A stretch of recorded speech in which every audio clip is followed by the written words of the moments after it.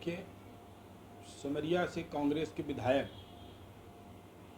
की एक कंपनी है उदित इंफ्रा, उसी कंपनी के वेयर हाउस हैं कौआ ढान में, उदित वेयर हाउस के नाम से। वहाँ पर एक साल के अंदर आप कल्पना करिए कि 8 करोड़ का गेहूँ अकेले उनके कैप स्टोरेज में ख़राब हुआ है। अब उस पर लीपापोती करा के वो उसके किराए का भुगतान लेने में लगे हुए हैं। मैंने मुख्यमंत्री को पत्र लिखा है, शासन की एक टीम बनी थी और शासन की बाकायदा टीम ने ऑडिट में ये पाया है कि लगभग 32,000 कुंटल गेहूँ एक साल के अंदर उदित इंफ्रा कैप में ख़राब हुआ है। इसके अलावा भी सरकारी कैप जो हैं, प्राइवेट कैप कोई इतना बड़ा है नहीं, लेकिन सरकारी कैपों में भी गेहूँ ख़राब हुए हैं। मुझे पूरा अंदेशा है कि जिस प्रकार से विगत पिछले 3-4 सालों में शराब का कारोबार पूरे रीवा ज़िले के अंदर फैलाया गया था महाशय जी के द्वारा, उसी प्रकार से मुझे पूरा अंदेशा है इस बात का कि पूरे ज़िले में जहाँ भी गेहूं की इस तरह से खराबी हो रही है, गड़बड़ी हो रही है, गरीबों के गेहूं को जो प्रधानमंत्री और मुख्यमंत्री जी के भाजपा के सरकार के द्वारा गरीबों को मुफ्त में खाद्यान्न दिया जा रहा है, उस योजना में पलीता लगाने का काम और इस तरह से गेहूं को खुर्द-बुर्द करके मुझे पूरा अंदेशा है बाज़ार में बेचकर सड़े हुए गेहूं को यहाँ नीलाम कराने का षड्यंत्र, कुत्सित प्रयास कांग्रेस के विधायक के द्वारा किया जा रहा है, जिससे गरीबों को भविष्य में सिमरिया के अंदर और रीवा ज़िले के अंदर खाद्यान्न मिलने में, गेहूं मिलने में भारी दिक्कतों का सामना करना पड़ रहा है और आगे अंदेशा है कि और दिक्कतों का सामना करना पड़ेगा। इसमें क्वांटिटी कितनी रही होगी लगभग? 32,000 कुंटल तो एक साल के अंदर है। जो ऑडिट हुई है, शासन की ऑडिट रिपोर्ट है, उसमें बाकायदा इनके कैप स्टोरेज में 32,000 कुंटल गेहूं खराब पाया गया है। इससे आप कल्पना लगा सकते हैं, कर सकते हैं कि कितना बड़ा गोलमाल इसमें किया जा रहा है।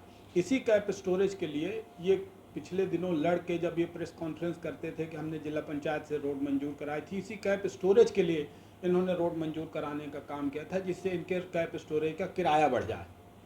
और फिर कहते थे कि हमने जनता के लिए रोड मंजूर कराने का काम किया था। तो उस तत्कालीन सड़क को फिर शासन के द्वारा ये समझ के कि ये व्यक्तिगत हित में है, रोक दिया गया था। हमारे वर्तमान जिला पंचायत अध्यक्ष नीता जी और वर्तमान जो टीम बनी है, उन्होंने उसको रोकने का काम किया था। मैंने प्रस्तुत पे ये भी उल्लेख किया है कि इसमें 420 का मामला पंजीबद्ध हो और सारी राशि की वसूली की जाए। बिल्कुल, और जहाँ भी गड़बड़ी है, मैंने पूरे मुख्यमंत्री जी का ध्यान आकर्षित कराने की कोशिश की है, पूरे मीडिया के बंधुओं का, कि आप लोग खुद इस पे जाइए, कैप स्टोरेज देखिए कहाँ है कौआ ढान में और किस प्रकार से गेहूं रखा जा रहा है। 8 करोड़ का गेहूं, आप कल्पना करिए, गरीब कहीं कोई छोटा मोटा भ्रष्टाचार हो जाता है, 2,000-4,000 में पटवारी ट्रैप किए जा रहे हैं, और एक वर्तमान में विधायक, जिम्मेदार पदों पर रहने वाला व्यक्ति शासन को 8 करोड़ का चूना लगा रहा और ये संज्ञान में नहीं आ रहा। इसके अलावा भी आप जानते हैं, चूँकि अब आप सब लोग पूछ ही रहे हैं, पिछले 7-8 महीनों में सिमरिया के अंदर विकास के कोई भी कार्य वर्तमान विधायक के द्वारा किए नहीं गए। लोकसभा चुनाव के पश्चात विधानसभा क्षेत्र में जाना उन्होंने बंद कर दिया। जनता हाहाकार कर रही, परेशान है, और वो यही सब गबन सबन में लिप्त हैं और अपने पैसा वसूली, पैसा कमाने में लिप्त हैं, भ्रष्टाचार करने में लिप्त हैं। मैं इसलिए इस पर ध्यान आकर्षित करा के जनता को भी बताना चाहता हूं कि आपके विधायक कहां गायब हैं वर्तमान समय में, वो इसी लिपापोती करने में लगे हुए हैं।